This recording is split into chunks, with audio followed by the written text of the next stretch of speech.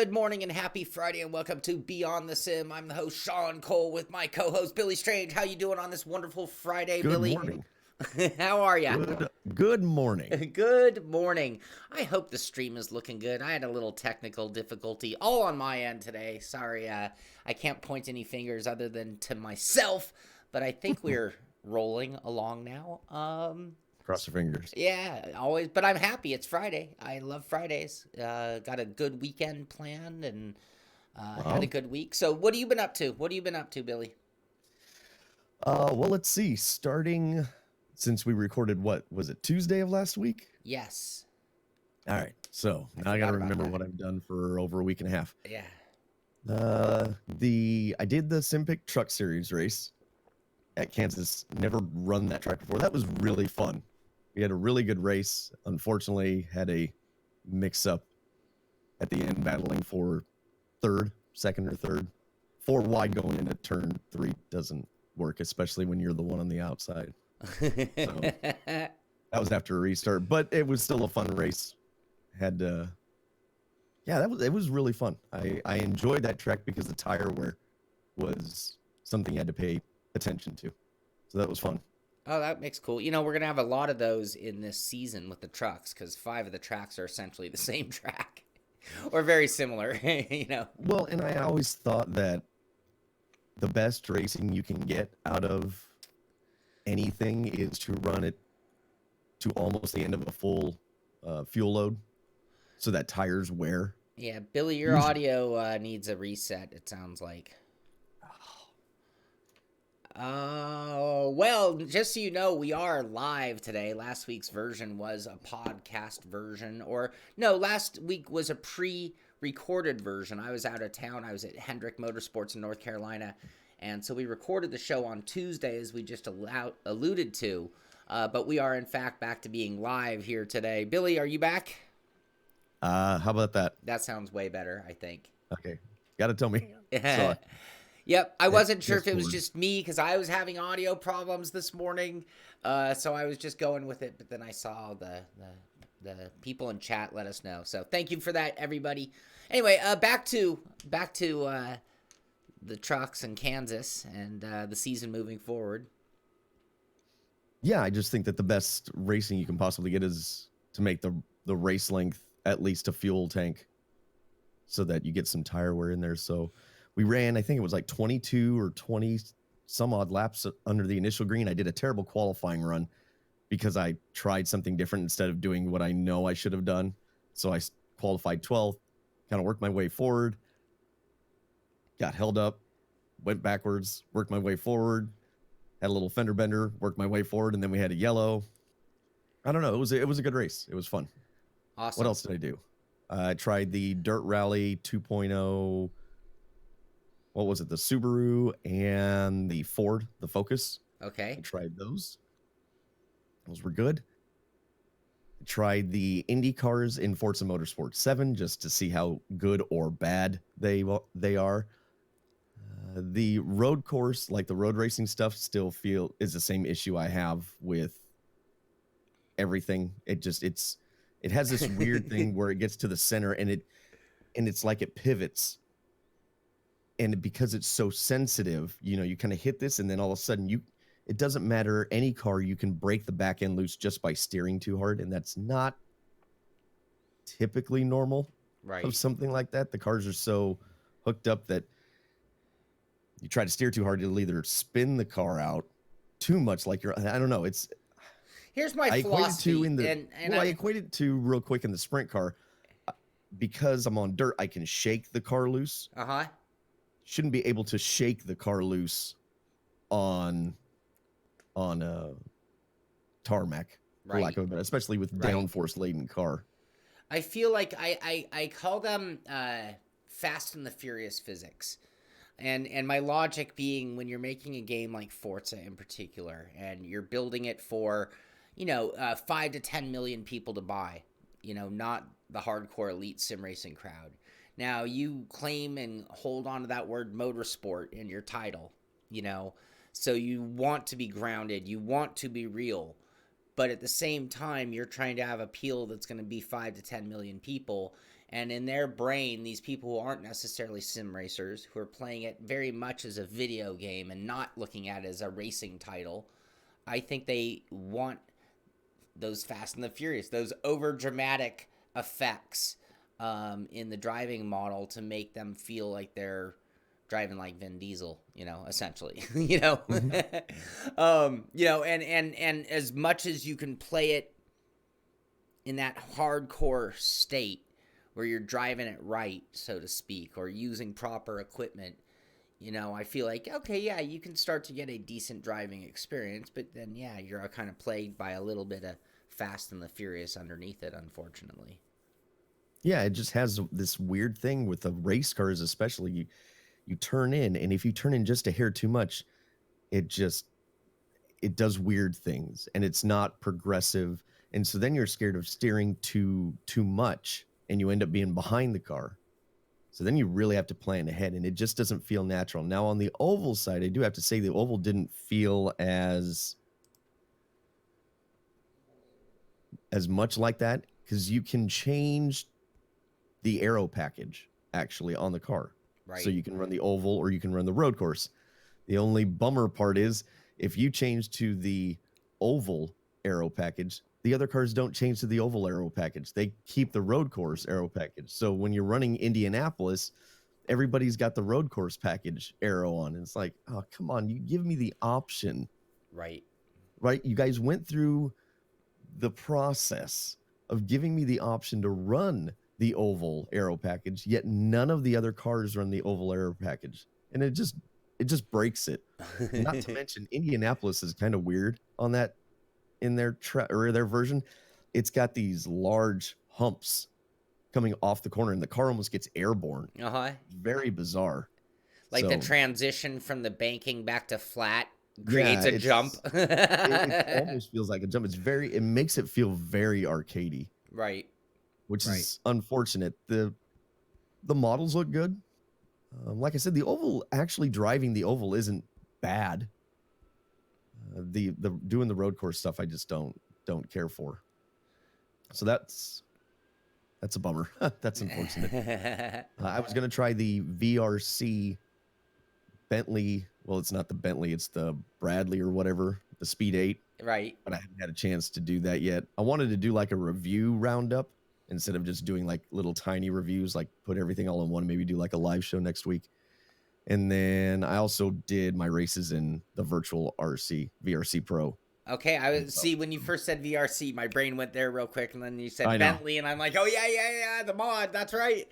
Okay. Well, I said that, and it reminded me of the races that I did in VRC Pro. So that is it. That is all that I have done.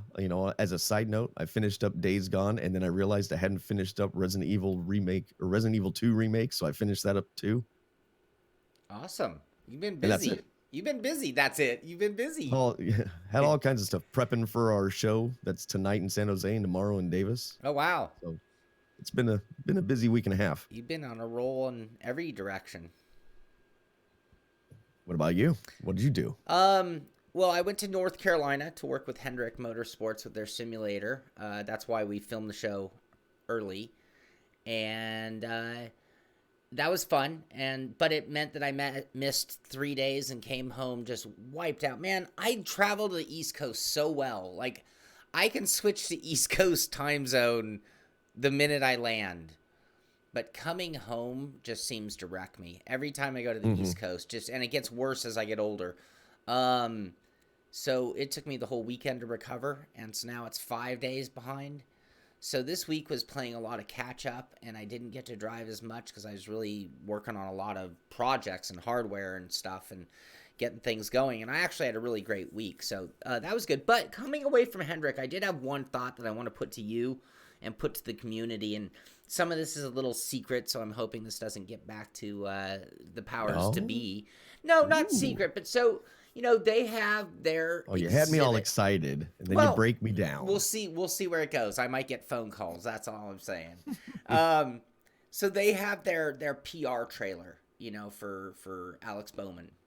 And so they have this perfect Bowman car, like in a glass, like almost like it was the Pope being trailed around, you know, in a glass bubble in the back of the trailer, and then it pops out, and you've got a full motion D-Box VRX sim playing iRacing because they're working with and you're driving his car at whatever track they're at the venue. Okay. Makes perfect sense.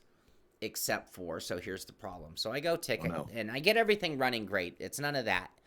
But then comes the question, and there's 3 of their people, and they're like, okay, so what can we do to dumb this down? All right. Now that makes perfect sense. They're taking this to the public. This is in the outside, you know, where you buy the t-shirts and hot dogs. And the general public is getting in a sim for the first time and driving the Monster Energy Cup car at whatever track. So let's just take Charlotte, which isn't even like the hardest track on planet Earth, but And Charlotte. Did you say what they were using? What platform are they using? iRacing. Okay, that's what I thought. And so they say, how do you dumb this down? And you don't. I'm like, we've done it. This is it. So now the topic of Heat 3 comes up. Now, Heat 3 does not have motion output. So Heat 3 doesn't demonstrate what they're doing at the same level. So it's not really an option. But, like, so that's my question. Like, I wanted to state the obvious, which is, well, that I'd never let the general public drive a cup car because it's not an easy car to drive. You know, that's a nasty, wicked car now. I mean, I remember years past when the top... I think the new car is a little easier to drive with the new aero package that they put in there. I think the new one's easier, but it's still not easy, but it's easier. Yeah, so even Charlotte, twice per lap coming over the hump, it's a nightmare. And so in the end, all I could do was give them as understeer setup. Oh, that reminds me. Oh, shoot. Oh, I promised them more setups. Where's... Dun, dun, dun. Oh, I'm sorry, you guys. This is a big deal. Shaun Spacey Cole.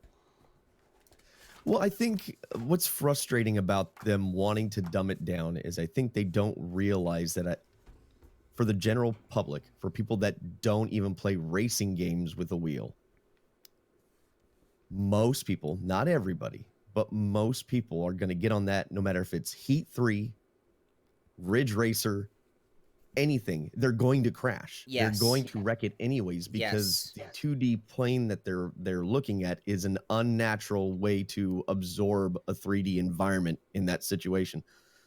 So, in my opinion, you'd be better off just go ahead and using a full-blown sim because they're gonna wreck anyways. Right. So at least those who can, at least those who can are going to do it in the best environment possible. And it's going to utilize the simulator the best possible as well. The force feedback and the motion and everything. It'll be the most shock and awe, right, out of all of them. Instead of if Heat 3 has some sort of assisted brake and gas. I mean, iRacing kind of has a couple assists that you can do where they don't have to I think they don't have to shift. I think you can do auto shift. Yep. And then they have the best line to follow. But beyond that, even if you used Heat 3 and you started doing it where it applies the brake for them and does and steering, at what point then are you just a passenger and you're not doing anything? And the person that could be really interested in it is then turned off. Yeah. I just feel like it's the opposite way. Just give people the full-blown experience, and those people that were going to be interested are going to be interested anyways. Sure. Yeah, the other big question, and this is something that but VR. So VR, and sorry to take this detour, but it just reminded me of a few things that are like these on-the-fence discussions. But VR, so from a perspective of trade shows and venues, I can tell you that the public has a huge demand for everything to be in VR.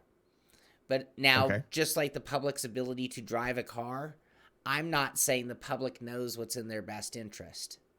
So they really want VR. That's what everybody's asking for. And I walk in and I'm kind of like, well, why are you doing VR? It's like it slows down the line. Half the people are going to get sick. Half the people are going to just claim it's not good enough resolution. And anyway, they want to go away from VR also, but they're being pushed by sponsors and by the public to run in VR. And anyway, it was interesting looking at it from this side, because as much as I've worked trade shows, I've never been the liaison between the vendor and the PR marketing team usage of a platform like this. Regardless of who made it, all of these questions were going to be the same. So it doesn't matter if it was VRX, CXC, a home built, a sim experience. It doesn't matter. These same questions are going to come up when the PR team put that thing on that side of the fence and said, "Here you go, public." And anyway, that was Hendrick, so I had fun. I think I got them where they need to be, but I do need to send them some easy setups for upcoming events. I did promise them that. Then I came home, and it was hardware. I had the 2 new wheel rims. Ironically, the P310 competition wheel for the Thrustmaster. Now, not only for the TSXW base, but for all their base, for their ecosystem. As well as the open wheeled. So I had that, and I wanted to do something different on that. I got that done. I was testing out virtual spotter. Oh man, I can't get the name right now. I'm so bad. I have to go check my email. It's that flashing light. I did. You're talking about the lights, yeah. Yeah, which is so awesome for me. Maybe not everybody would feel the same way. And now I'm kind of like, ooh, I think that is starting to be cheating. Like, now I'm getting into something that gives me an absolute advantage over others. Now, it wouldn't work for everybody because it's like your peripheral eyes needing to process that information in that way. But when I was playing around with it... But you don't even need to do that. No? Just put the 2 lights up in front of you as just barely far apart so that you just can register one versus the other. You don't even need to put them way out there. There's no reason to. You're 100% right. Why have I not thought of that? Genius. Thank you, Billy. I'm so glad I brought that up today. You're right. They could just be right there and there. Yeah. And I'd be you just need to see them right, far enough apart where you can differentiate right from left when they go on. So spotter lights are kind of cheesy. Double clutch runs a Z1 dash on a 7-inch, and it does that already. Thank you, Spotlight VS by Midwest Simulations. Kimber, thank you so much for making me remember with the save. With the save. You know what? I don't know if it's quite the same as putting them where I can put the lights. I really dig the lights, and even if I had a Z1 dash, I think I'd still favor the lights for doing this, but there are times where you could just, like, the moment you were clear, you could zip down. And if you waited for your spotter to get around to telling you, it might not be the same scenario by the time he did it. Now, you have to calibrate it a little differently in your mind, because if you're waiting for that light, you better know what's going to happen when you make that move if you're going to make it that close, too. Right. But, wow, what a cool product. So I tested that. And then I had a hot lap pump day, so I got to do the Pontiac Solstice at Alton Park. I love when I get to a track that I can't really remember very well. It's like, I know I've been to Alton Park, but it's not one of my regulars. It's not ingrained in your, And we were running a variation that just had me completely forgetting the overall layout. So I spent the first 15, 20 minutes just layout in my head, and I had a really awesome day. I really wanted to make it onto the podium in one of those events. And there's some like really fast drivers that make that impossible, it seems. And I've been there and then watched my name fall at the end. And just like, this week, I got some coaching, getting back to last week's topic. I got some coaching in the 11th hour, and yeah, I was given some tips and some observations based on what I was doing, which, if you hire a coach, one of the things you want them to do is make observations on what you're doing.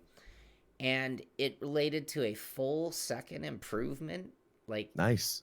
in like a matter of a handful of laps. And it was just some of that you're doing it wrong stuff. And it made me jump up the leaderboard at that 11th hour. And I actually only made fourth, but we had some no-shows. So I actually made it onto the podium. And then Tim, what happened in the end? Tim knows. Tim knows what happens in the end. It looks like you cut the course. Whoops. Oh, yeah, I did that on all my laps and didn't even post yeah, David Grunell, thank you very much. So it was fun. And then I did some Wreckfest last night. Guilty pleasure. That's become Nice. one of those. I cannot stream Wreckfest because it shows not only a side of, because it not only shows a side of me that should never be seen, it shows a side of everybody in the room that should never be seen or heard. It's hilarious. It is, but I can't stream those anymore, it seems. So I did that for fun and to get a little aggression coming out with so much work. When I got home and being behind, it was nice to have one of those kind of slugfest nights. Anyway, that was my week, which means I did not get to try any of the new stuff. Like, I was very jealous because I did want to try the Formula E, never got around to it. I wanted to try the other Formula Race Sim Studio free car, and I never got around to it. I couldn't believe the force feedback patch for Dirt Rally 2 already came out because I thought it was going to be next week. And it came out and I didn't get to try it. So that's the downside of that. George Sandman, look at you. Wow, thank you. You rock. It says using VR for almost 3 years now, can't or won't run without it. I totally understand that. Absolutely. I totally get it. I mean, it's such a... Well, circling back to your experience at Hendrick and the events that you've done, VR in a more controlled environment with, a lot less people, maybe like a group outing or something like that, would probably be a much better way to introduce people to VR. Mm-hmm. They're going to get a little bit more time with it. VR is inherently easier to understand, I believe, than a monitor. So that gives you more depth in that 3D space that you're looking for. With the advantage of motion, that probably takes away some of the people that might get sick because their body is moving with it. So in a smaller environment, that is probably a good way to go. But if you've got long lines of people, having worked at a trade show myself now, there's no way. Trying to use VR, there's just no conceivable way. Not when you're moving a massive amount of people. No, it's just not going to work. Much. Joa says the real reason I stopped streaming Wreckfest is because I cry like a girl.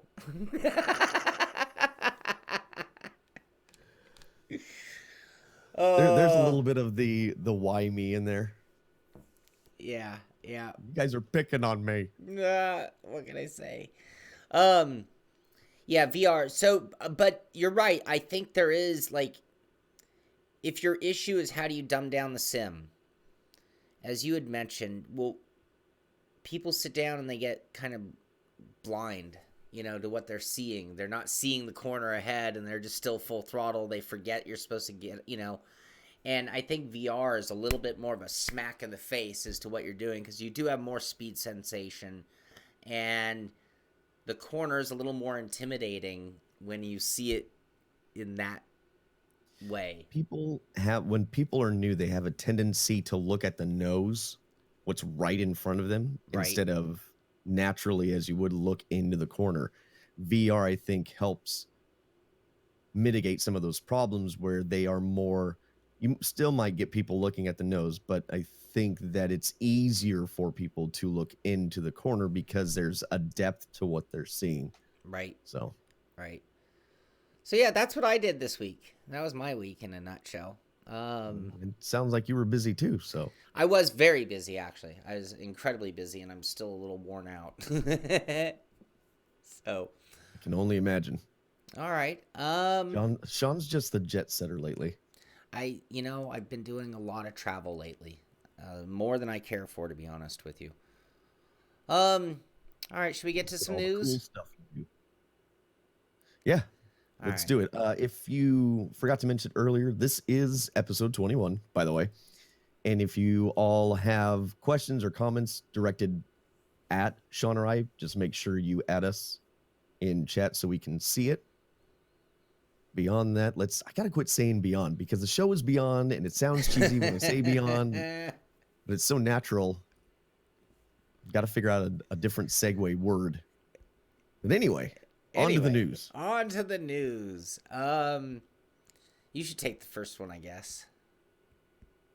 Just a little thing from iRacing that they are returning as a sponsor again for Carson Elledge, the USAC National Midget. That is Dale Jr.'s niece.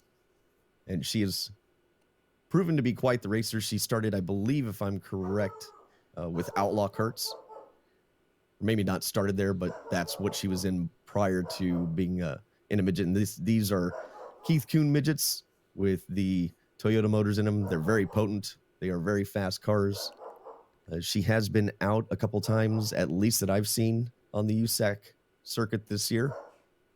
And it's not the easiest place to earn top finishes. You've got a lot of stiff competition there. So she's just got to take the lumps as they come and learn. How old And she is will she? Do you probably know? just be, she's young, not super young, but I'm going to say she's in her late teens, maybe early 20s. I could probably look this up real quick, but it's not that important. But it's cool to see iRacing sponsoring another driver. Yeah, that is cool. And more effort going into that dirt oval side of things as well, which is kind of cool. I'm surprised they don't have any sort of national USAC midget, quote unquote, series, pro series like they do for the World of Outlaws. They don't even have a national USAC sprint car Right. series, pro series, I think. So, but those cars, you look at the spread between who does what, and like the 305 wing sprint car, because it's about the easiest one to do, is the most popular. Sure. And then it starts going to like the 360 wing sprint car, the midget, but the non-wing sprint cars are like at the bottom of the list because they are definitely not easy to drive, which is odd to me because I think they make more sense to drive than a wing sprint car. Right. You see that on iRacing. I think you see that across the board because, like, look at the paved oval, and the trucks are by far the most populated series, and it's definitely easier to drive than the cup car. So it's like you're getting something that feels like a beast. It's a proper racing machine, but at the same time, it's quite tameable.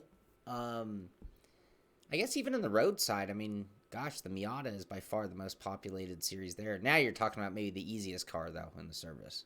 Well, and it's because there's the talent spread between the field it's not exactly correct, but what I'm getting at is there's more people participating. So the spread, you always have somebody to race against. Typically the spread, even though there is a big difference between the fast and the slow drivers, you have a bunch of people in between to fill it up. So you have more people to compete against. Sure.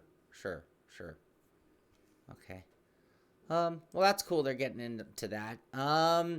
We've already kind of talked about a little bit the whole Zandvoort upgrade for rFactor 2. It recently came out for it on top of a million things for rFactor. They are just cranking things out. A cool video, just worth watching because Rudy Van Buren is hands down one of the best sim racers on planet Earth. So here he is doing a guide to Zandvoort. I'm Rudy, and for including this audio. So I'm going to mute that before we get in trouble. But yeah, if you want to know the way around the new track, I don't know if you're going to get any better advice than learning from Rudy. The guy's a monster. He's a machine. Can drive anything, but this is right up his alley, the F1 type machine. He's in the McLaren MP4 13 at Zandvoort. So that's kind of cool and good for that. Yeah, well, obviously he definitely has the knack no matter what the situation is. So I think he's a good benchmark. Yeah, for a and lot of people to know what they should be doing. if we talk about coaching, if you want simple coaching, you don't want to ask for help. Well, go run a lap, your best effort at Zandvoort, and then watch his, and then watch yours again, and see what is right and wrong in Right. that. I mean, you can do it on Yep. your own. I agree. What else? Oh, Oh, this this one's. I'll let you have this one. Go ahead. this one just, sometimes things just get me riled up. What can I say? You think of the NASCAR Heat 3 Pro League with the same money and notoriety Notoriety. that goes with the championship of the iRacing Monster Energy. Like, I just think, and maybe I'm wrong, I'm probably gonna get slammed for saying such a thing. I'm just gonna go out on a limb and say that a Michael Conti or one of these guys who are a contender in the Monster iRacing series are putting in outrageous amounts of time and energy to be at that level. I'm not so sure. Looking at this picture, and this is our JR Motorsports driver for the Xbox. Is there any way it takes the same amount of dedication to... I mean, you are still competing. You're competing against others with unlimited time as well. And maybe time isn't even the only way I'm comparing the two in my mind, but here's this guy. This is the champion. Like, well, not the champion, but this is a contender for the big prize in NASCAR Esport, and he's playing with a controller. And I just, okay, yeah, it rubbed me wrong. That's all. That's the whole story. And then all the side story is my whole thoughts on, does it take the same? I mean, competition's competition. I don't know. I'm getting myself deeper into this. I should shut up now. Perfect. You all know how much I like Heat 3, so I don't have anything to say. So you're not going to help me dig? Absolutely not. I'm good. Enough said. Controller in hand. Supposed to be a serious competition that emulates motorsport. And if you want to affect the outside world in a negative way, then this is what you show them. I'm just, if you want to show somebody that it's a toy, I mean, I know they're all video games, right? The simulators, they're all video games. But if you want to show somebody how to not take it seriously, that isn't into this, you show them that picture. I agree. That's just an optics thing. I don't. Now, whatever. To the world watching esport, though, this is all, we're all talking from the motorsport perspective, right?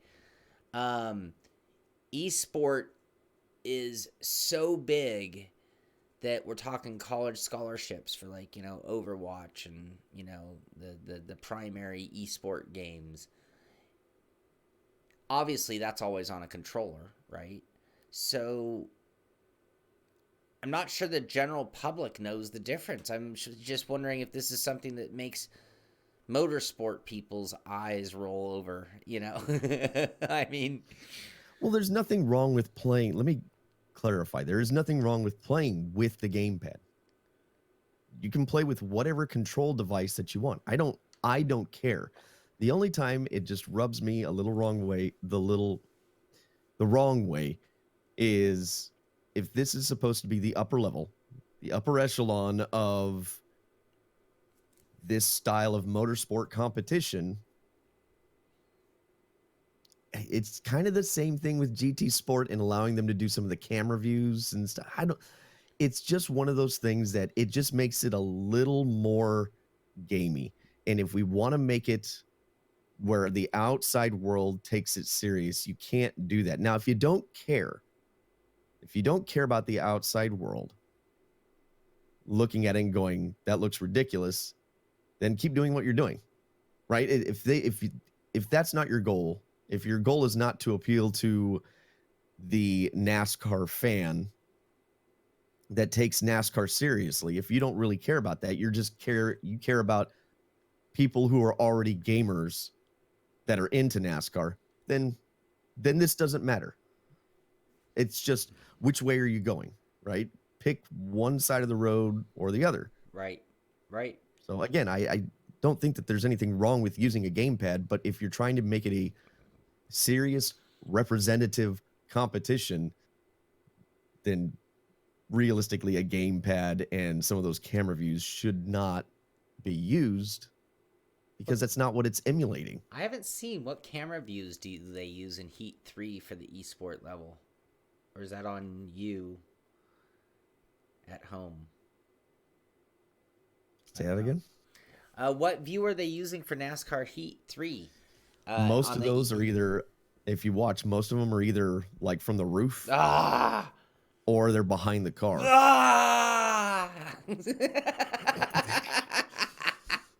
I'm so angry. I had to do that last night in rFactor though, because my hood was flapping in the wind, and so I have to confess I did change view to outside view until the hood came off, and then I went back to cockpit view. Even if the roll bar's in my face, I'll tolerate it, but I can't. Well, and to be fair, it's like the lights thing. If you're in an esports competition and it allows you to do that, and if you feel like you're getting a better view that allows you to go faster, then that's just something that you're allowed to do, period. Well, and I'd argue that you should be doing, right? I mean, agree. Look at the GT Sport stuff, right? The GT Sport doesn't have a good way of adjusting. It's very limited in your cockpit and FOV view.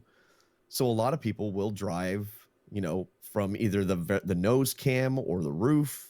Some people drive behind the car because it's you're more spatially aware. You can see what's around you. You can see the apex. You can see way ahead, so much further ahead. So if it is available, then I think, again, at some point we have to realize that it is a different thing than actual motorsports. So we have to let that go.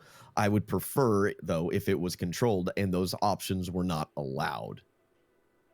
But, whatever. I have to take that call. The only reason that call happens is an emergency. Uh-oh. Talk about dirt, Billy. Man, okay, we'll talk about dirt. I'll talk about dirt with the peeps. So first off, Dirt Rally. I did run the Subaru and the Ford Focus. I really like both of those cars. I think they perform incredibly well. At first, I liked the Subaru more than the Focus, and then I got used to the Focus, and the Focus is more nimble, so it kind of suits me a little better once I kind of understood what the car was doing. Although it's only got a 5-speed gearbox, that kind of throws me off. But both cars are great. And then they released 2 updates this week. The second update was the force feedback update. How many people have tried the force feedback update? Let's see.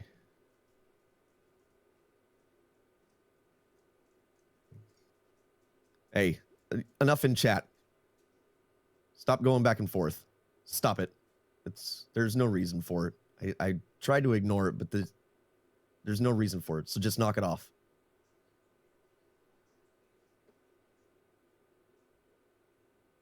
The force feedback is improved.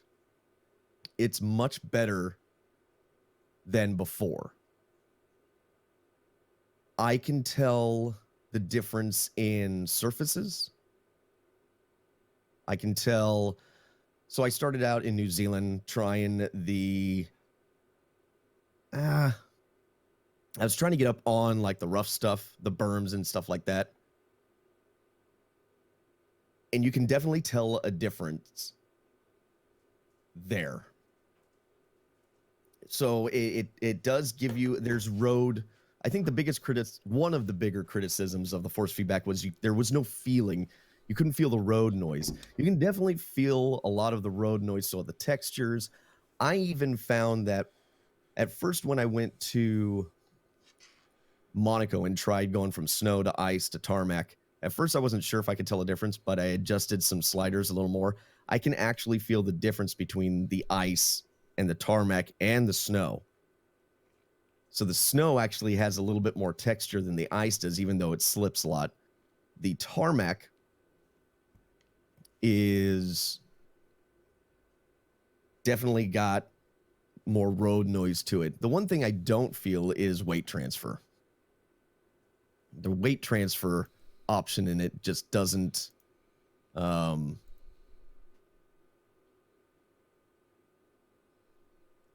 it's not an option, but the weight transfer just doesn't happen. I don't notice like the right front loading up, or when you come off of a jump and it lands real hard, I don't notice that loading up. So I use the settings. I was at 65 for wheel and tire. I think they call it friction. And I'm at 100 for suspension. And I found that gave me a good mix where I could feel the little differences in the ice to the snow to the asphalt. And then it makes a big difference on the gravel stuff. So it's good. It's a good step. I would like some feeling of weight transfer, but it is and they said that this is their first attempt at fixing it. I think it's a good attempt. I think it's going to get rid of that kind of, a lot of people felt like it might have been boring and it doesn't give them any feedback. This does give you feedback where you are on the course. Did it change the game for you overall? I mean, in terms of your perception or score, or, feelings on the game? Well, if this had been the feedback that was out of the gate, I definitely wouldn't have hit it as hard. I would have said it's still missing something, but I definitely would have said more people would enjoy this versus my initial opinion, which I said, if you're really into force feedback, you're going to be sorely disappointed in it. Right. Well, that's huge then. I mean, it is a definite big improvement. It makes the game come alive. Well, and I think that there are people who didn't buy it right out of the gate, who waited on some public opinion, heard the force feedback issues, and maybe stayed away from the title. And it sounds like they've got it to at least the point where if you were waiting for this title, excited, that now, probably wouldn't be a bad time to get in and try it if you haven't. And you'll probably enjoy it. And then, we do expect more updates from them because we know there's more to come for Dirt Rally 2, including more force feedback updates. So, yeah, I got to try it. I got to try it for sure. I got a few different wheels I want to try it on. Yeah, I think it is good. Like, it is acceptable. It is not outstanding, but it is good. Like I said, I in force feedback want more of the weight transfer, and I just wasn't feeling any of that. Angel, so is it worth buying now or wait? It just depends on what you want out of it. It's better now. I don't know. It's not like it's a ton of money. I still feel like we're somewhat deprived on titles and variety, especially in the $50 titles, or whatever, it's $45. But the off the shelf, buy it, you own it titles. I don't know. It seems to me like, it's pretty. The deluxe edition is $45, so that includes the DLC.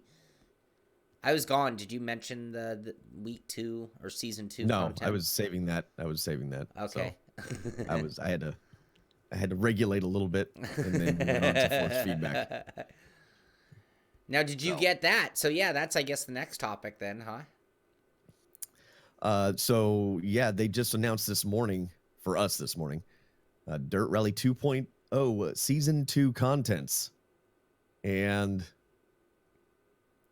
chat will have to help me because I can't remember if when you paid for the season pass, if it included season 1 and 2, or if those were separate. I think 1 and 2 came with it. I thought it was 1 and 2, and then after that you were on your own. Right.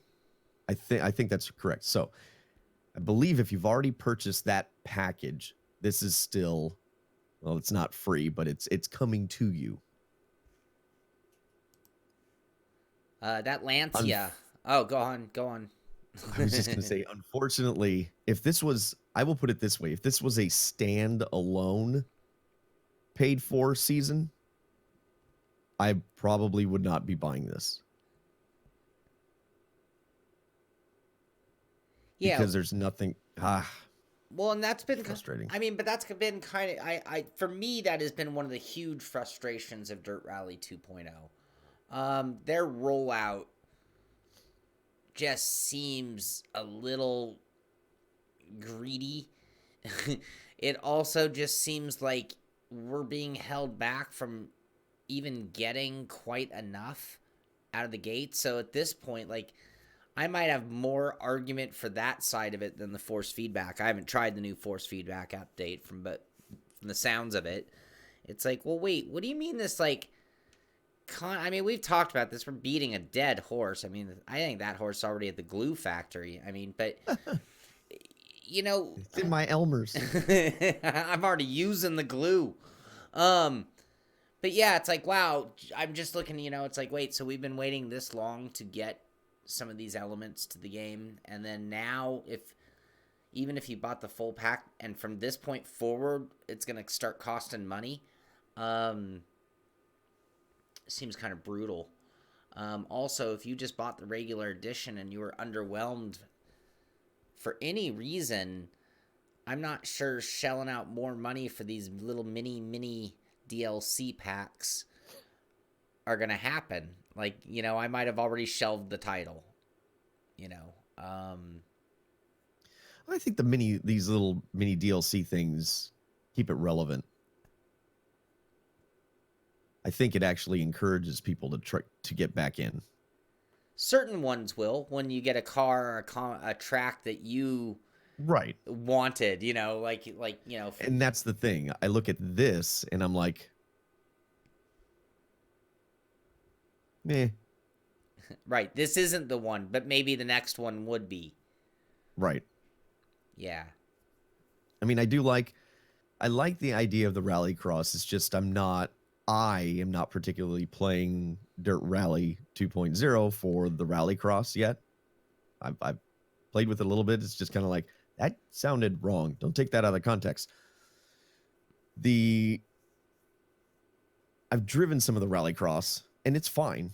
It's just not what I'm into. Oh, but that does remind me, one of the updates earlier in the week let human-only players in rallycross, where it doesn't try to put in the AI with you, and then you end up racing AI in a multiplayer race. Yeah.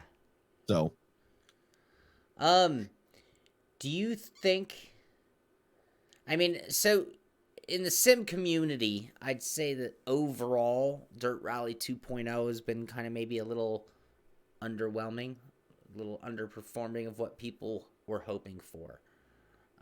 And I'm not trying to slam the title. I just feel like, from what I've read in the forums and seen and heard in the chat, it just seems like it's a little lower than people were hoping for.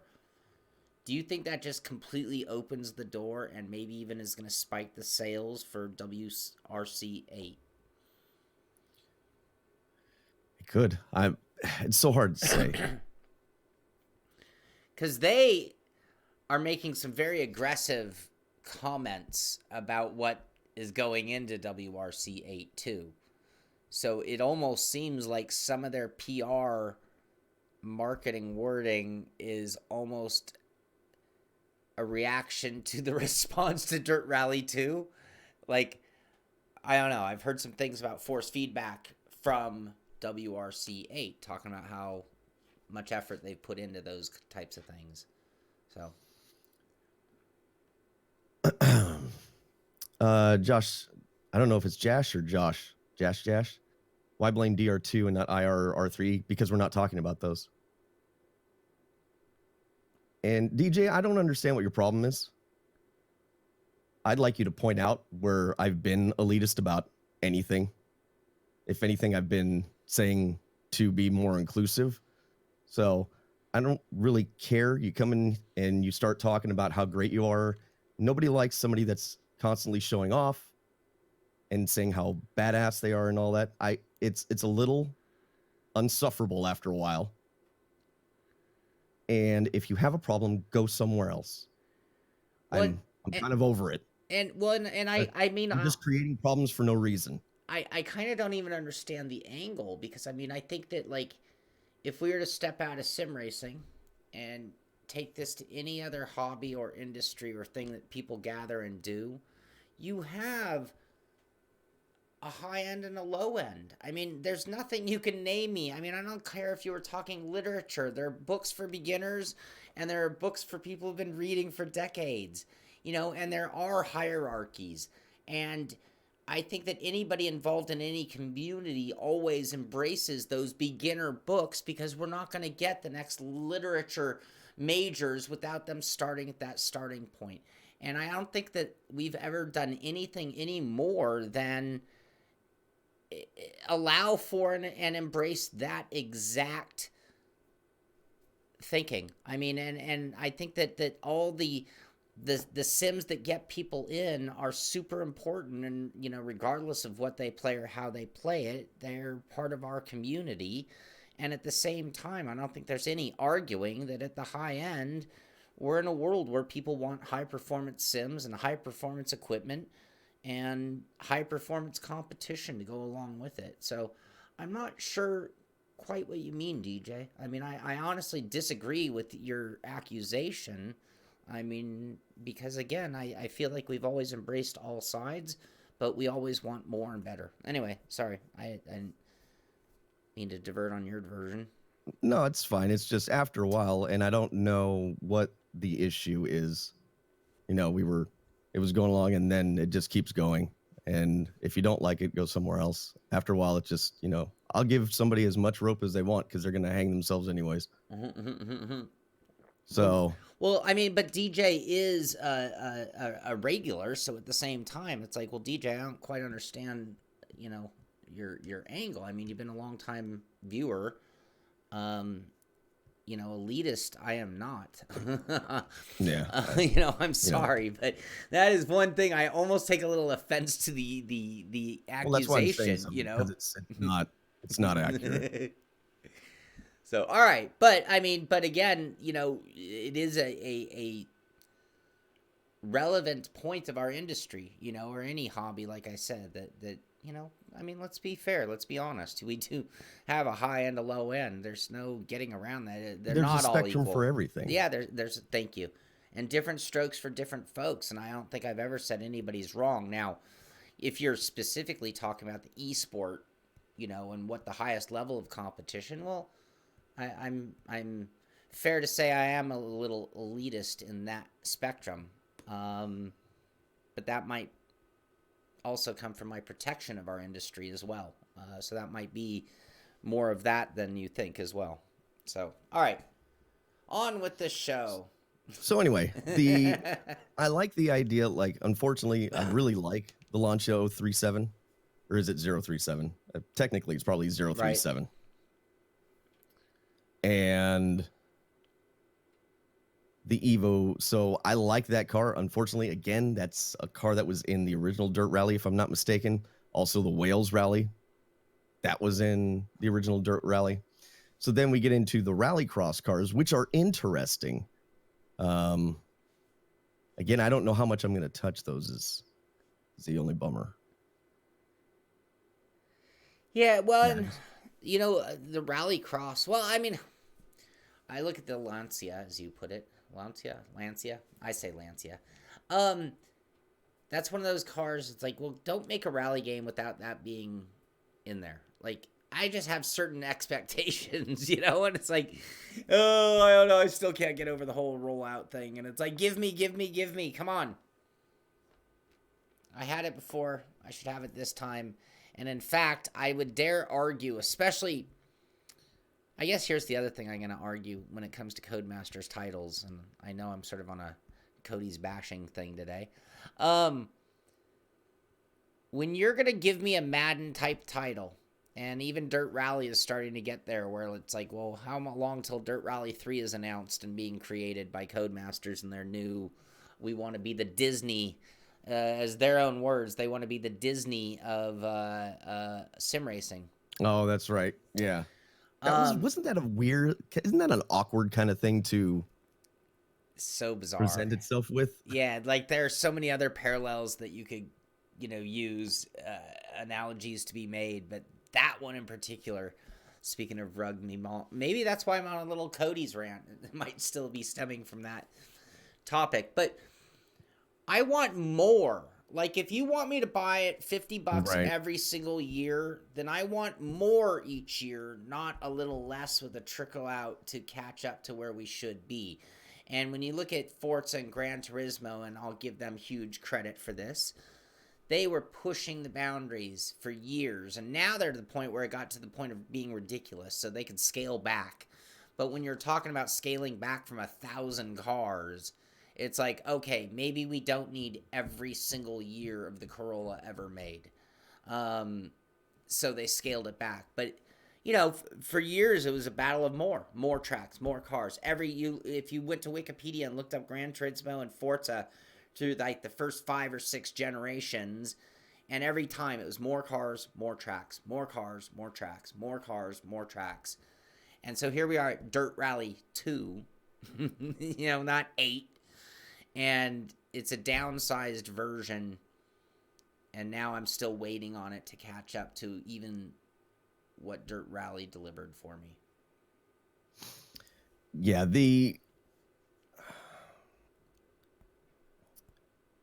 don't know. That's what I was going to do. Random Call Sign made a good comment. So what rubbed me the wrong way about Dirt Rally 2 is that if you wanted to race snow, there was no way to do it without DLC. Absolutely. Yep. Criminal. Yeah, I mean, someone call the cops. It's frustrating, right? Yeah, I've been robbed. And I don't want to have to read the fine print. Like, that's something I should be able to assume.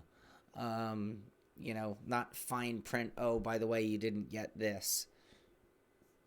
Okay. Are we all done with that one? I think so. All right. I don't really have... Nah. There's nothing else there. Okay. I'm so glad we're about to talk about what we're talking about. I mentioned on the show on Wednesday, it was sort of a counter post. Like, there's been a lot of speculation about what Assetto Corsa Competizione would or wouldn't have when it came to matchmaking, is their wording. Multiplayer is my wording. Matchmaking is a scary word because I hear matchmaking and I'm thinking hoppers like a console type title. I hear multiplayer and I think iRacing. So that's sort of the pigeonhole that I've created in my mind on the topic. Tom Jones, thank you very much.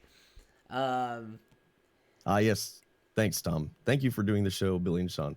Very well. Thank you. I mean, except for the rare instance that we just had, I enjoy doing this show and I enjoy people hanging out with us. So I'm not going to let somebody who's not seeing things in a good light, I guess, today ruin the fun.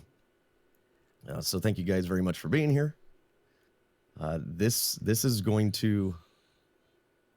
Do we play the clip now? Yes, we should play the clip. All right. So we had, real quick, to preface this, I know that there is we were talking about spectrums earlier. There is a spectrum for what we consider matchmaking in multiplayer. I think that over the last handful of years, especially with like CSGO, Call of Duty, stuff like that, the idea of matchmaking has taken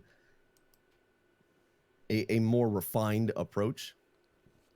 So this clip is from episode 4. Now, when ACC first got announced, I said, and it was the price point for one car and one track, I said I was very skeptical because there wasn't a lot of information, in my opinion, being released. Excuse me. And asking money up front for, in my opinion, a very small amount of things to do. in the title. I've still not purchased Assetto Corsa Competizione, by the way. Oh, wow. So this little snip that we're playing is from Shaun and I discussing in episode 4 of the show what our kind of our thought process. And mind you, you've already got ACC, right? Yes. Okay. So yeah, so in context, this was like we were talking about update 5, I think. So go ahead. All right. And you can make the argument that, buy it early and then just wait. But I wanted to see what they were doing. And so that's why I'm still kind of on the fence, because I don't know if I've seen enough to still make me want to press that button. The big question for me at the end is going to come down to multiplayer and ease of racing. So, I mean, like on the full game, when you look at the description, they talk about a complete rating system and matchmaking system. Matchmaking system, to me, that means so many different things, and the depth and what they really provide on that, it could be the maker or breaker for that sim for me, at least. I don't know about everybody else out there. All right, there you go. So, blast for the past. Not sure much has changed. 43 seconds is a long time to be silent and not be able to hear that clip. But I got it earlier before. So does that age well or what? Yeah. That was clear back in, I want to say that was January. Yeah. I think that was January when we did that. Well, and like I said, I'm not sure a whole lot has changed. I was a little let down by this article because it just sort of was like, it was a definitive article that they're not doing anything new or revolutionary, or or even addressing it to an extent in my mind. But that's because when I'm such an advocate of iRacing, it's because of that more than the sim itself. My love for iRacing is that whole multiplayer aspect. I'm not going to call it matchmaking system, because I feel like they've drawn the line, the difference. And it makes me think of some things. And who's to say, and I'm not going to turn this political, other than I'm going to say, when it comes to politics, the best thing you can do is be heard, and let your opinion be known to an extent to the right people. I'm not saying scream in public. I'm saying let your representatives know what you want. Well, in the case of this, we need to let our companies know what we want. And that doesn't mean bashing them in forums and things, but it means giving them constructive criticism or emails with, a well-formed opinion. But I was hoping that it was going to have more of a modern multiplayer. And when I say modern, built for racing. Right. Backing to it. I mean, and I still feel like something like a sim racing system is still doing more on that level than Assetto Corsa themselves, in what I was kind of hoping was built to be their big competition sim. Like, in speculation of Assetto Corsa Competizione, I was willing to give up the modding, the variety, and all these other things to maybe have what was going to be another sim taking a leap towards, hey, we're building something that's built around competition because it's a multiplayer world. And so I'm a little let down in that respect. Yeah, and to me, it would be pretty easy and not even all that expensive to have done a basic version of that. But maybe I'm wrong about what it costs to do such things. So there have been a couple videos that I've seen done on this topic. Random call sign. He says that's a dangerous opinion, guys.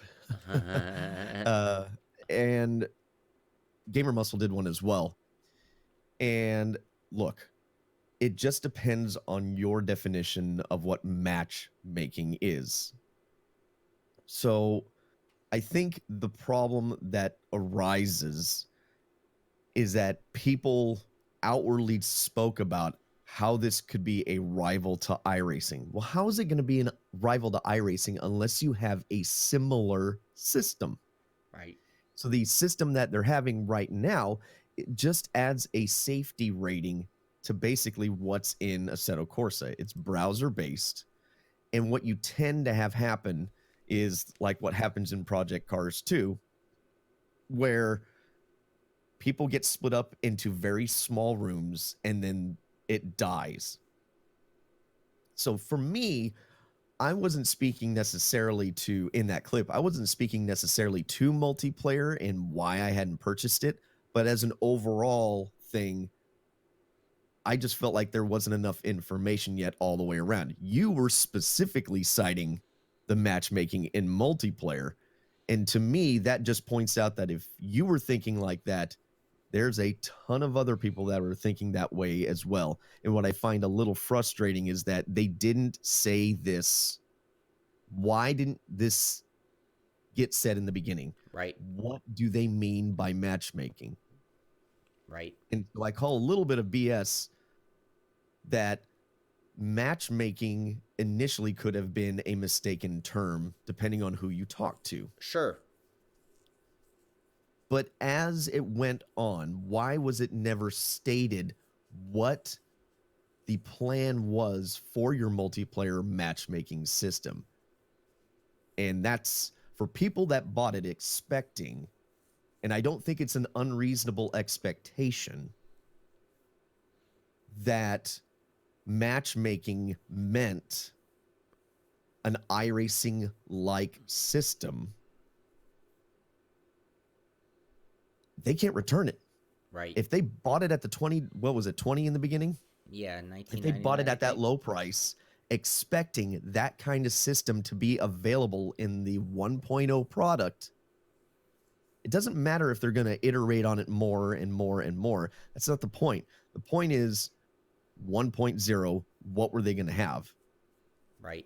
And they never really addressed it. And I think that's the frustrating part for a lot of people that bought into this. You know, some people won't care, right? Some people will look at the system that's in place and they'll say, well, if it works fine that way, that's what I want. And that's perfectly fine. So if you're in that camp, this isn't directed at you because you're not the one being affected by this.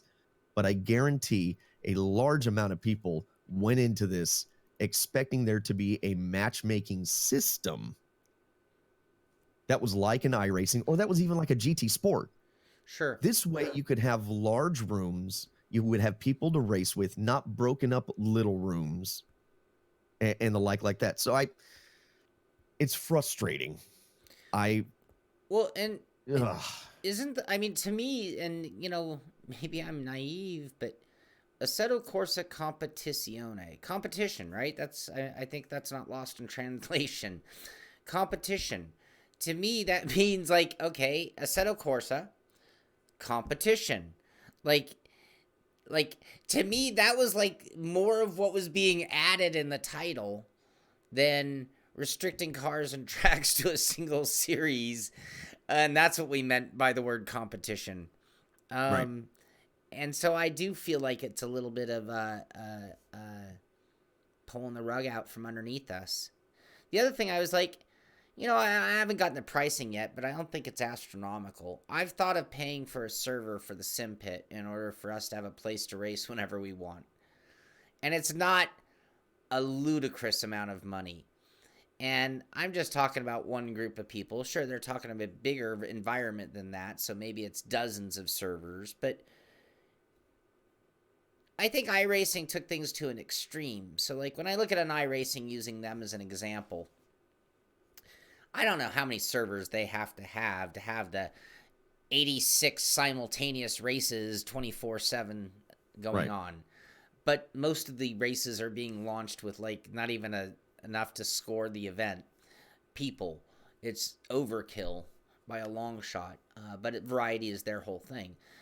But it just doesn't seem like it would have taken a whole lot to have had a bank of servers hosting races every 3 hours or something. They don't even have to be every hour on the hour. To have created even a hint Shit, even if they only did them Friday, Saturday, and Sunday, and you practice offline for the other 4 days of the week, but Right. competition kicked in on Friday, and we're gonna have ranked servers and ranked races, and we mentioned it earlier talking about a different sim. When you're getting into a race with enough entries, you end up in that bracket of competition that you belong in, which makes for the best racing possible. Absolutely. And I think that's where the rub is that I always was waiting for some sort of clarification if there was going to be a pricing model for not just this browser-based multiplayer. Like I really thought that they were going to have some sort of competition system, whether that went into getting to an overall, like a big final, like a finale every season, or if that was just going to be more like a championship and you would just work your way through. It would have been so I awesome. was yeah, I was waiting for something like that to be said where, hey, this is our safety rating, this is our progression, and servers cost money. We're going to have races, one race per your time zone. We could say, like you said, Thursday, Friday, Saturday, Yep. or Thursday, Friday, Saturday, Sunday, or to try to concentrate. And if they had more people than servers, then maybe elongate and put Yep. 2 races per time zone so that it you see what it does in iRacing. People pay a I pay a dumb amount of money, right? It really is. It's a ludicrous amount of money It is. to be able to just even get into some of those races. I don't get to do them that often, but I do it because that is one of the bigger benefits. And then the leagues, I mean, can you imagine if they had a league system in ACC for people and they had said, hey, we're going to provide the server for you. It's this much a year. We know this is an additional cost, but it does take money to have these servers available. Or you could rent the server Right. or something like that.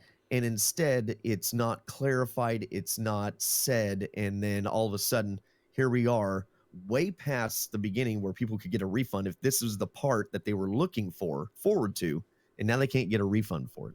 Right.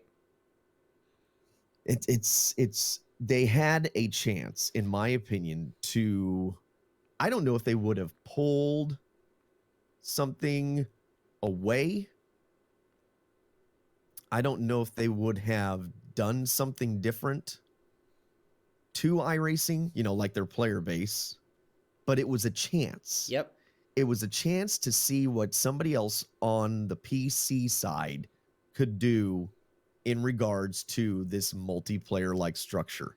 And I don't think those people were wrong in assuming that the matchmaking part of it meant a system, a ranked system with servers like an iRacing, Yep. like even like a GT Sport kind of system. We're talking, I mean, Call of Duty. I mean, why did Call of Duty get so big and why did CS:GO get so big? It was this matchmaking Yep. that was made available to them. And it's, Well, it's 2019. That's the yeah, world and environment that we're in. iRacing has proven that there's a business model for charging an obscene amount of money for this privilege. And part of theirs is content, part of theirs is their monthly subscription. But what I'm getting at is Assetto Corsa, anybody who wants to go after iRacing, I feel like iRacing is just like kind of going back in time. I was concerned that Assetto Corsa might be the death, Competizione might be the death of iRacing. Because the day somebody gives you the best parts of iRacing, it doesn't even have to be the whole thing, but the better parts of iRacing at a reasonable sum of money, iRacing is going to have a hard time competing with that. So, right.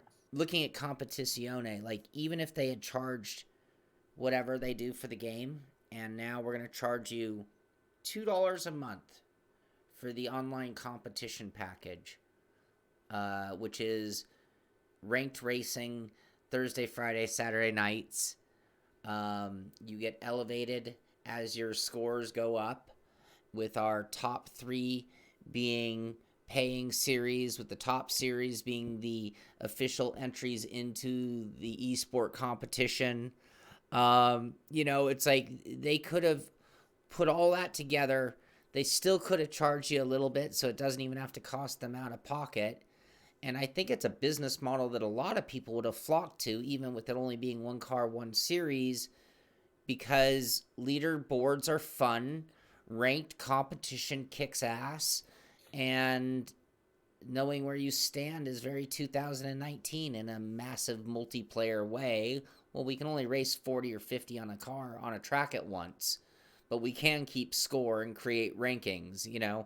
I don't think it would be a whole I don't think it would be a whole lot to have included that and even charged reasonably for it. Right. Neon Knight actually, he's responding to something Random Call Sign said, but Random Call Sign basically had made the same, what we're talking about, kind of that same argument. And Neon Knight says, Call Sign, I think that Kunos bit off more than they could chew. They had the grand plan, and in the middle of their attempt to pull it off, they realized they couldn't do it. And that's what I said at the very beginning. I said, this is really big to try and pull off. If they can pull it off, it'll be great. It's going to be awesome. They're going to do amazing with this title. But the way it rolled out was so unclear. There was no, here's our plan, but the plan was only, these are the pieces of content we're going to deliver. And it was, what was it? A 6-month? Yeah, about, yeah. 5 or 6 months. They said that, I think in that same episode, I believe you said that they believe they were going to release in Q1 of 2019. So that was a very narrow window from the time that they started releasing, which I don't remember the month that they started releasing. It was like 6 to 8 months. It was something like that. I don't remember what their first one was. But to have community involvement to help develop it and then make changes to what the community is trying to tell you and also implement all these systems, I really think that in this instance, I really think they were going to try and do some sort of system like that, and that they, just like when they had to pull multiplayer and redo the multiplayer, things happened that they were not anticipating. And this is why I don't agree with a company like this going into early access. Not at that stage. Not when they're Not like much right. as hands. Advanced multiplayer functionality. A well-structured ranking system will evaluate individual performance and driving behavior to reward the most virtuous drivers and promote fair play in online competitions. The matchmaking function makes sure that you can compete with opponents of similar skill level and easily find online races to join, while the leaderboards will allow you to compare single-lap performance with virtual pilots from around the world with the same car, circuit, and weather conditions. That's their marketing from the original launch, it looks like. Yeah. Timeline, September 12th was the original. Tom Jones getting in on another. That's in that your second go around here, Tom. Oh, shout out to Rolled, I need Mulder. Milder? Where's your disclaimer? I need to add that to this show. Random Call Sign says that quote, Stefano claims, it means not what we think it means. But that's the problem. They weren't clear. They didn't. And when doing marketing, I'm sorry, but you know what you're doing, right? I mean, like, when you imply or allude to things in marketing, it's like, when you're adding a clickbait title to a video when you put it on YouTube, right? I know when I'm doing it. You know when you're doing it. Anybody who clickbait titles knows damn well when you're putting a thumbnail that doesn't belong or a wording that is innuendo, you know damn well. And I think that when you're putting together a website for your new sim, you know what you're doing with certain words and why you're choosing certain words over other words. So I think that's purposeful. September 12th, 2018 was the first release, $24.99. Okay. Yeah, I won't say that they were trying to pull the wool over anybody's eyes in the beginning. So what I just read from Random Call Sign about Stefano making that claim, that might be true. If we could have not understood what they meant, but they were not clear. It was very vague, like Random Call Sign is mentioning. And my point is, you can't have that big of blinders on to realize why people purchased it in the beginning. My jazz hands again. I talk with my hands too much. I really try not to do this, but you had to have known. I mean, why did you make this post anyway? Right? Yeah. If it was a misinterpretation, why did you even make the post? Because then you wouldn't have cared. You would have been like, no, that's not what we said at all. The problem is it was vague.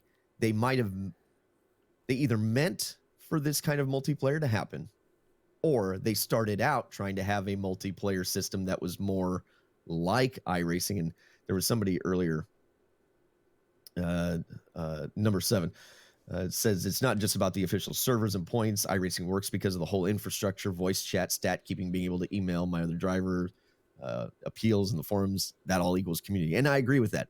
But to me, that they didn't specify those things. So that's okay. I'm not expecting them to have that. But I think, again, it's just weird. I think at the end of the day, it's weird. It's weird to have a post like this just before 1.0 releases. Right. Because that tells me you not only heard it now, you heard it in the beginning.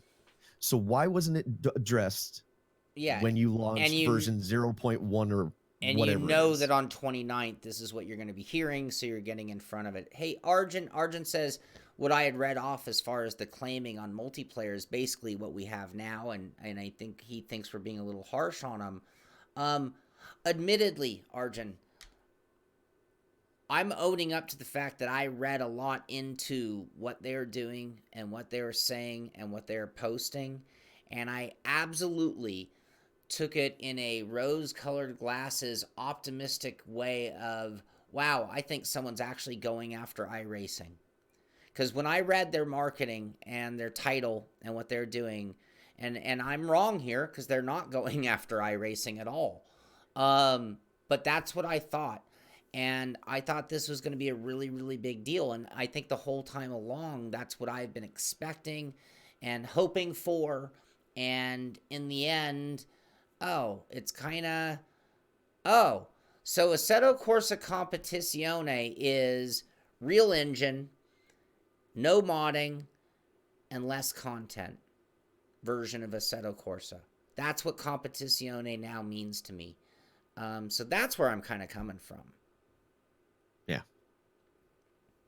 It is, again, if you are okay with what they've outlined in this multiplayer, their matchmaking, then again, this isn't that big a deal to you because you're okay with the system at hand, and that's perfectly fine. You can like this system or even just be okay with the system that they're using. It's going to serve some function, some purpose. You're going to have levels for safety rating. It's like a minimum bar. You've got to be this, but I've seen systems like that. We've seen systems like that, and you can point to Project Cars 2 because they kind of have a similar system to this. It's not exactly the same, but it is a similar system. It doesn't work well.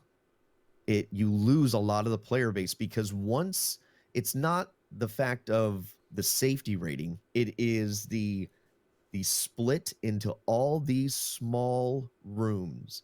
And remember what people said about AC for the longest time? There's nobody to race against. Right. Literally, that's what people said a handful of years ago. AC multiplayer is dead unless you've got a group of people to run with. Right. And then along came sim racing system, and it's helped revitalize that some. Now, not everybody's going to like sim racing systems, and I understand that. But the point being is, this system is not that much different from the original AC system that was in place, except you now have a safety rating that is a barrier to entry for those rooms. And if you don't get a lot of people, if people don't feel like their time is being valued in these races where they're just racing against 2, 3, and 4 people, how long does that last? Right. Because the upper echelon of people don't get to run in a big room. That's really what happens. The really low level people, nobody wants to be in there. The middle group of safety rating, that's where a lot of people will hang out, but then people get split up. And then the very top, there's not going to be a lot of people to race against. It'd be better the other way. Get more people in the room, and that way in the field, while the leader may be gone, just like in iRacing, the leader might just leave you. But if you're in a room of 20 to 30 drivers, well, I don't know. I don't remember what ACC's cap per multiplayer room is. But if you have a great race, because there's so many people in the server, you have a better chance to have a great race with somebody. Right. With everything I've said negative about ACC, I'm going to say one more thing that I totally own up to.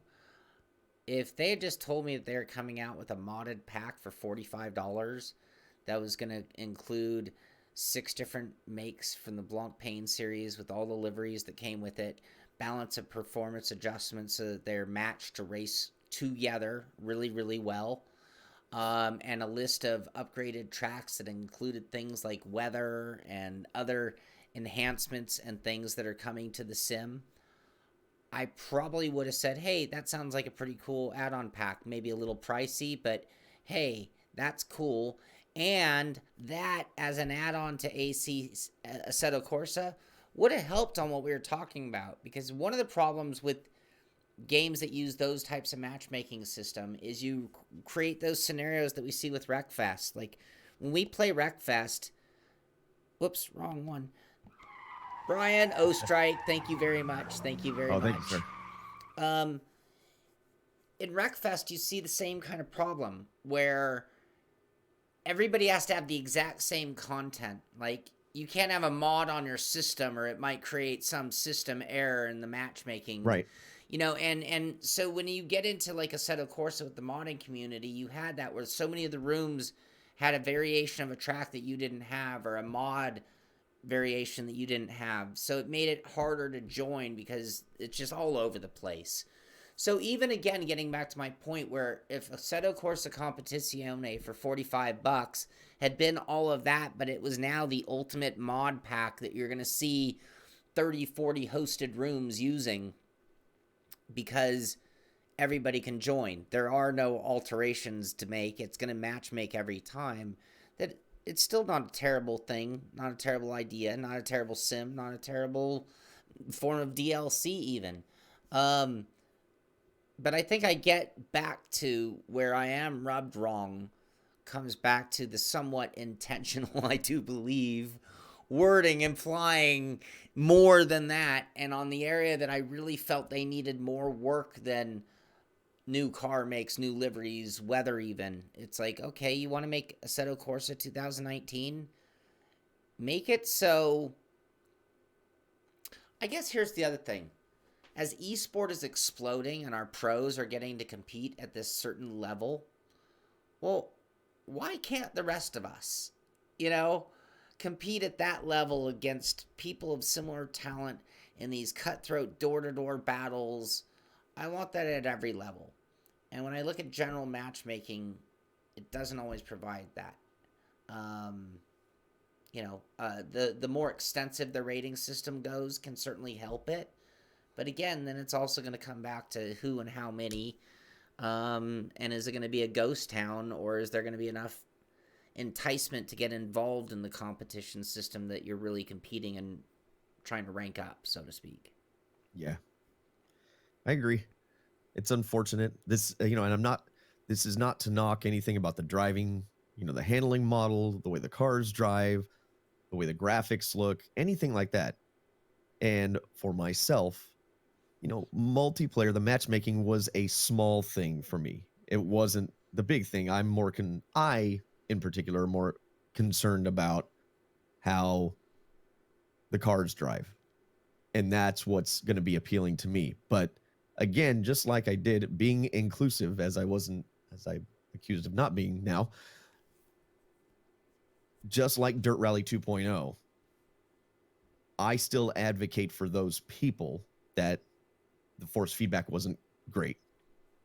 Just like in this instance, I will advocate for those people that bought it on the premise of having, on the idea of using the word matchmaking with an unclear statement to have an understanding that there would be some sort of system that is considered a modern matchmaking system.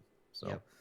yeah, it's unfortunate. I feel for those people that have already purchased it that can't get a refund, that now this is going to sit and collect dust because that's the thing that they wanted. And it's a buyer beware. It's a buyer beware story that unfortunately played out like I was hoping that it wouldn't. Yeah, likewise, because I think it would be really awesome for iRacing to get some competition in that direction. And I'm going to use iRacing because I think they are clearly the leader when it comes to multiplayer sim racing. And yet there's room for improvement on what they've done. So it's not like, even though they might be the one, they're not doing it perfectly. I think you could do it better than them for less money. Because again, I think they have a diluted, because they've charged so much for content, they have to justify people having broken open on those wallets by making it available to be raced. So the back end of that charging so much for content is costing them in ridiculous amounts of servers to make people happy on that one direction, which makes sense. I get it on a political level. The downside is now I'm charging so much, and then the other downside is I've created so much racing that nobody knows where to race. So it ends up just... Well, that's a whole nother topic. Yeah, and so it's so easy to improve because in my mind it's like, cool, I'm going to get back to my point earlier. Charge the whole world $2. We're all more than willing to pay for it. $2 from every head. You've got as many servers as you need to run a Blancpain game. Because you only have one condition. It's just how many people are launching every hour or every other hour, or, and that just can't come at the same price as what iRacing is paying for. The leaderboard, the rating system, well, this stuff's already built in. I mean, rFactor has a rating system. You score points as you win and lose. They all do. Every sim game, driving, Forza, Gran Turismo. I was gonna say Forza had a similar kind of system that you could then, you had to be certain rating, or you could make your own lobby a certain rating, and so that system is kind of like what they're talking about. I think Project Cars 2 is the best analogy or the best example, right, of what they're talking about besides the original Assetto Corsa. Yeah. There's probably, I don't know, maybe this will be okay and people will be okay with this system, and hopefully there's a lot of people that play on the multiplayer service. It concerns me that this is the direction it went. Yeah. Just like when I raised a flag about them delaying the update, I think it was 0.6, was it the one that they delayed? And then talking about how they had to completely redo the multiplayer. Yeah. So, uh-oh. Well, that was an uh-oh. Again, the dangers of early access and the dangers of purchasing before you know what's going to go on. Again, if you were okay with taking the gamble, then cool. And you get what you get. Right. But if you bought it on the premise of maybe some interpretation because they were a little vague on their end, but if you bought it on the basis of an interpretation that you had because of your past experience and understanding what they're talking about, you made that purchase because of that, I think that's just an unfortunate move. Yeah, well, I mean, And it could have been more. you're Could vulnerable have, to everything that goes with taking that risk. I mean, I have to confess that I'm not a huge advocate of doing that unless it's a company that I have just like such immense faith in. Who's to say it'll come out on May 29th, right? So right now we all sit here waiting for what was going to be a Q1. May 29th is not Q1 for those, that's Q2. right, and that happens. I mean, Sure. unexpected things happen, and I understand that, and we'd rather have a delayed product that's good rather than a broken product that was going to ship in Q1. I'm okay with that. I just think that doing the early access like this, where you're having a lot of input from the community in a relatively small window, where it's not like it launched with multiplayer already and 90% of the cars and 90% of the tracks, so that we could say, hey, it doesn't feel quite right, or the force feedback, you need to tweak this. What's up with no triple screen support? The multiplayer's a little, janky. We need to revise X, Y, and Z. And then you have a buffer to give yourself so that you can fix the things that the community is talking about. Right. But that's not what happened here. Right. Star Fox mentioned something. He bought into AC early access to support Kunos. Didn't fall at this time. I feel like buying it $24.99, I scored because it is a game that I will play. I will hope that the racing environment I want comes by luck or by imagination of some third-party company such as SRS. I also am totally down with that concept of, I know I would be okay buying it to support Kunos. And it's like, I'm in this for the long term. I love sim racing. So maybe it's okay that I eat $25 to make sure that there's an Assetto Corsa 3 or whatever you want to call it. Maybe because even if I semi feel a little burned on one, I only have so many houses that I can make sure stay in business. Like I talk about Live for Speed going out of business and what a misjustice it was to all of sim racing. I'm ready to go give them money just to make sure that their momentum keeps building, because I really want Live for Speed to be back in that group of my main sims. And so as a hobbyist, I don't feel like we're quite... I always make the analogies to golf and cycling. And I think certain aspects of our world have gotten that big, sure. But for the most part, these companies are just, I take that back, man. I think they're rolling in money over there at Assetto Corsa. I could be wrong, but, I look at Codemasters, they seem to change offices every other day and they keep getting nicer, not like the next one's in a warehouse. But, yeah, I gotta take back that thinking. I don't know. I think they're all doing just fine. Well, yeah, and to your point, like Andy says, early access should be a risk, and I agree with that. That was kind of my point, is if you're okay with that gamble, but I also think that gamble is based upon an idea of what you're going to get. So if he goes on to say you cannot have it all, but so far I feel good about the $24. I think I got already more out of it, for instance, than Project Cars 2, and that's great. Perfect. If that is the attitude you had going into it, where you were just going to see how it went, maybe you're just doing it just to support the developer, and it's kind of like, I think this is going to be good enough, and if it just ticks a couple of these boxes out of all the ones that they proclaim, I'm okay with giving them $24. So that's a good way to look at it. I think where somebody might have picked two specific boxes, somebody else picked a different two specific boxes, and one of those was the matchmaking. Yeah. And we've heard from more than just a handful of people that that's one of the reasons they got in, to support the developers so that they could get that matchmaking. Yep. So it just depends on what your expectation was. And again, I'm not going to fault anybody because they were not clear. They were not clear about what they meant.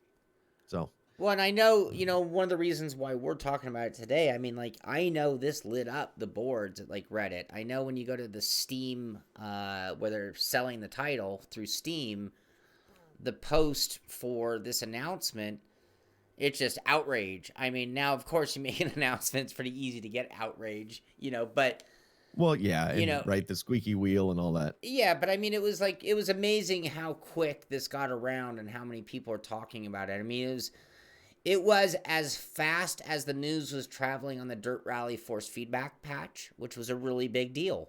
This was the community was in dying for, waiting for, good or bad. It was the biggest, news of the day kind of thing. And I feel like this had that same kind of enthusiasm in the topic. Yeah, it had a lot of momentum behind yeah, it. it's a big deal. It's a big deal. I mean, Assetto Corsa Competizione is a big deal as we talk about this. In the PC sim world, you're talking about the big three, the big four, right? I mean, I think it's safe to say they're one of the biggest titles, one of the biggest names in sim racing. When people are asking people what title do I get, Assetto Corsa's been one of the top dogs. So with this being their latest title, it does put a lot of focus, attention, and pressure on them, good and bad. And another point to make real quick is Chad is talking about, the idea of when to purchase and take that gamble. If you had purchased it prior to this announcement, this post right here, thinking that the matchmaking system, and you had purchased it at one of the higher levels, can you imagine now that you can't get a refund, like how frustrating that is? Sure. So for the people that paid the initial 20 or 24, whatever it was, maybe it's not that big a deal. Maybe it's a mountain out of a molehill, but anybody that purchased it later, surely people can see where that can rub you the wrong way. Right. Here's the other thing, getting back to the wording and the angle that was played here that we both seem to feel they were, because we both reacted the same way. I think a lot of people are resentful of iRacing for what they charge, right? I think there are a lot of people who are playing other sims who are very anti iRacing because of the economic model behind it. And that's fair. I'm not trying to say that, And so this was sort of like the great white hype. This was this was the, hey, finally we've got a contender that's not going to set us broke. He's from Philly. He's from our town. And now we're finding out that no, it really isn't. It's and I'm not trying to take away from what it might be. I think it might actually be really cool. I think, again, getting back to the single series racing could make for a better... Right, the driving is good. Yeah, I mean, I think all that's fine. Yeah, and so I'm and again, having bought it on early access, I'm like, oh, well, I only paid that much. I mean, how many crap games I have just because I bought a VR?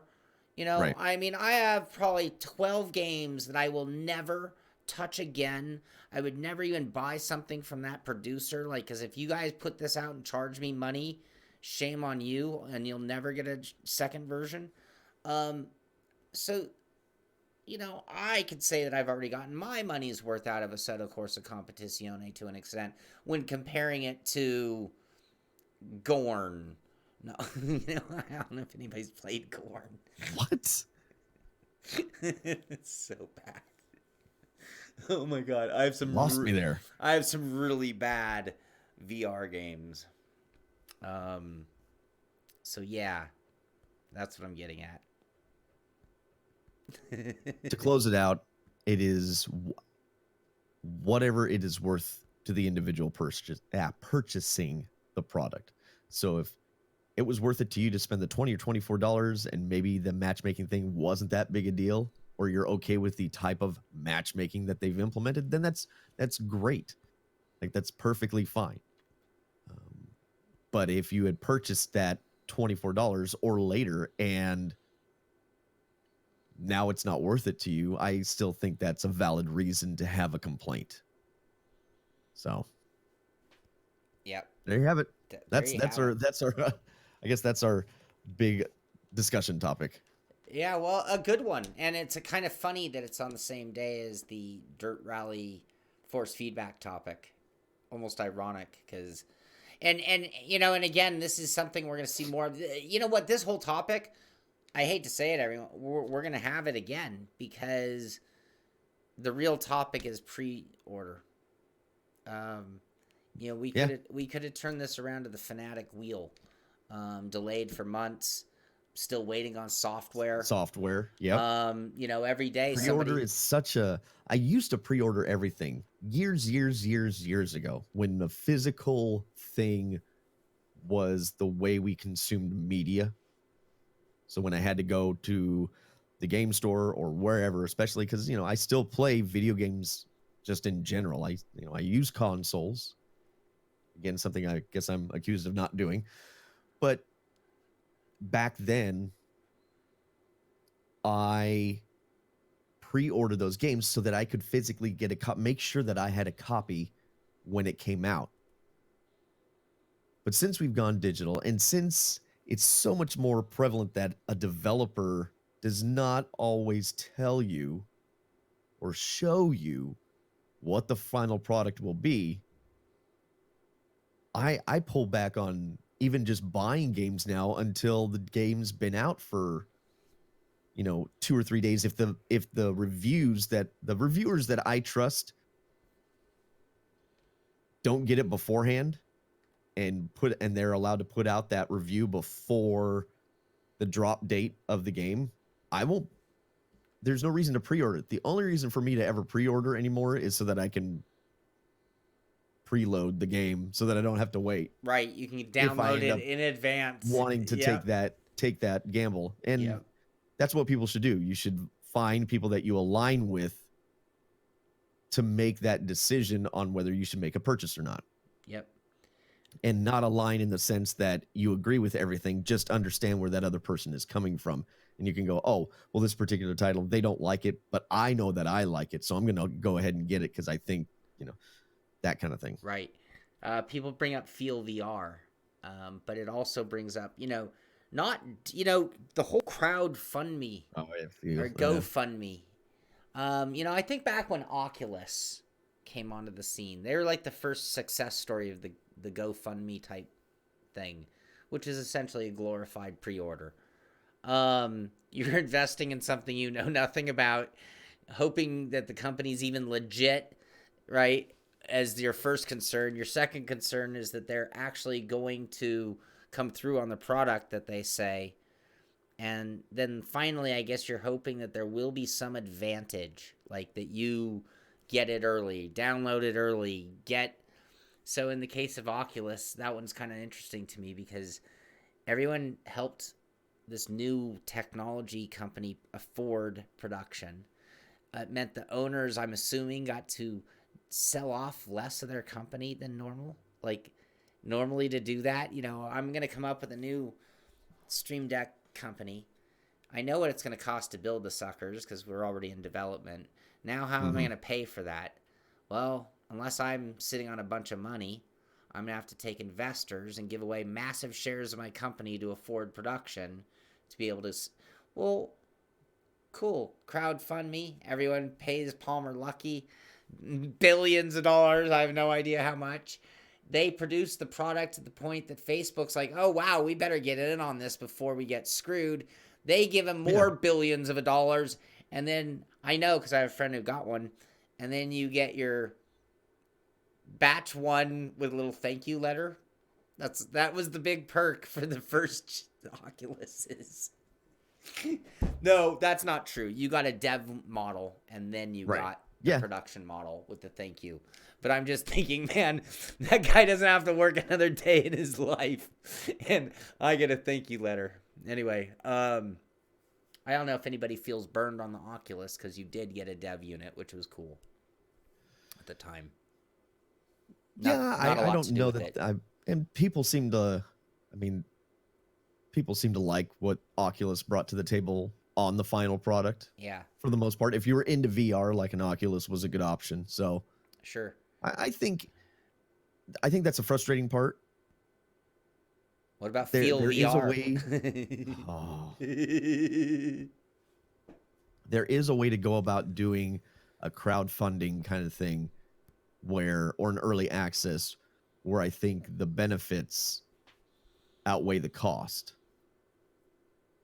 And so in the case of like an Oculus Rift and then giving you a DK1 or a DK2, anybody ever notice that that's probably not the best nomenclature to have for that? Anyway, the getting those dev kits and then the final product was probably a great value.